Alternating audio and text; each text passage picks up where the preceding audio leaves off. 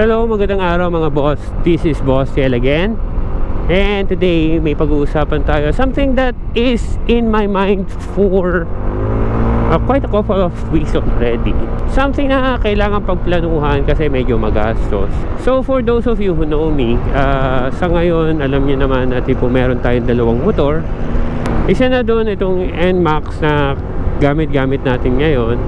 This NMAX is the bike that we use for our daily errands, something that we use to run errands with.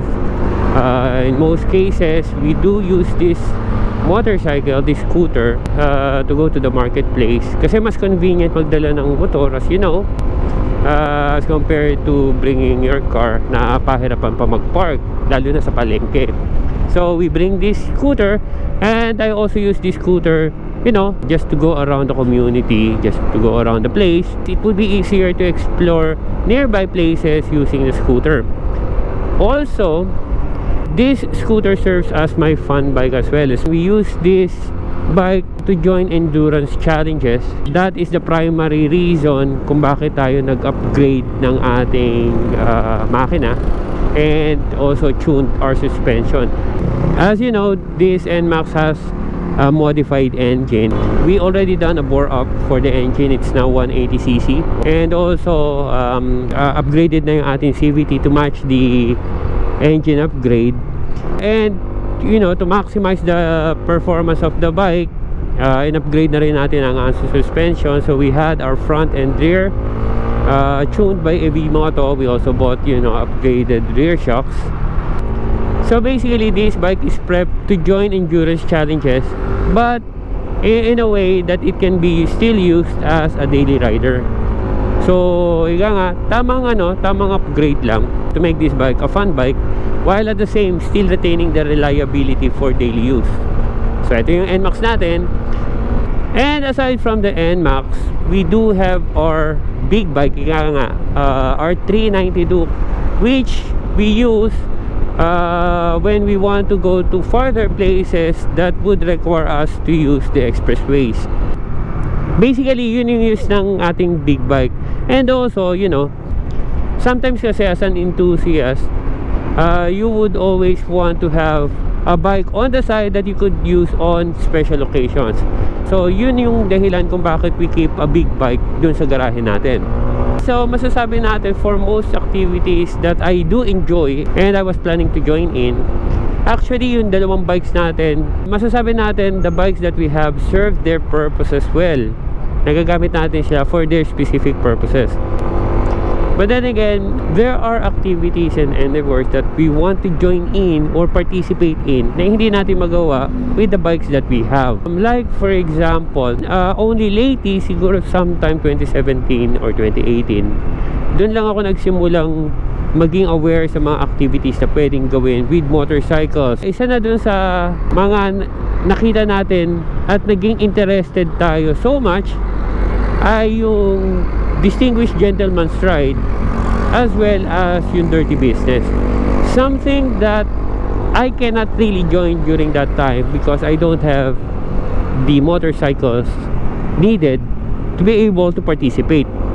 And aside from that, there are other activities that I try to engage in pero hindi natin magawa. We found it difficult to do those activities with the motorcycles that we currently have. So in that line of thought, actually napapaisip tayo if we are going to buy another bike na would fit all the requirements that would allow me to participate or engage in the activities that I am looking forward to, or other options such as upgrading our current bike or existing bikes na tipong masatisfy lang yung requirements natin. So yun ang dilemma natin ngayon. We just don't know what to do, especially for all options that we could think of. Laging may kaakibat na gastos yun. Syempre, it's either bibili ka ng motor or mag-upgrade ka ng motor, and that would cost. So yun yung tumatakbo sa utak ko for a couple of weeks already. Ano ba ang pwede natin gawin?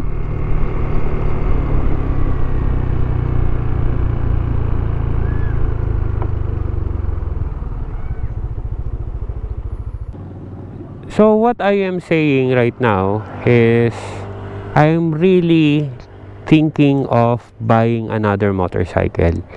So if I were to buy a motorcycle, ang mga requirements ko ay simple lang naman. First of all, I would be buying the bike as an all-around bike. So currently, our NMAX is our all-around bike. Hindi pa rin magbabago yon. But if I would buying another bike, it would also serve as an all-around bike as well. So if I would be buying another bike, it would also be an all-around bike in the sense that I could use it on a daily basis around the city. I could use it for long trips or long rides, and it is capable of taking the back roads and a little bit of off-roading. That is what I meant by an all-around bike. And by that, we also mean that this bike should be something that of an easy maintenance bike.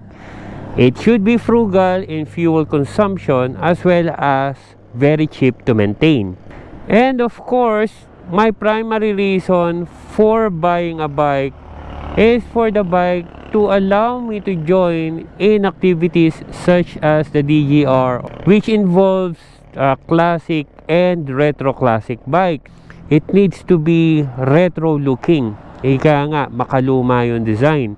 Although as it goes along with the idea na it's easy to maintain, so that being said, it should still have the modern amenities for convenience purposes and ease of maintenance.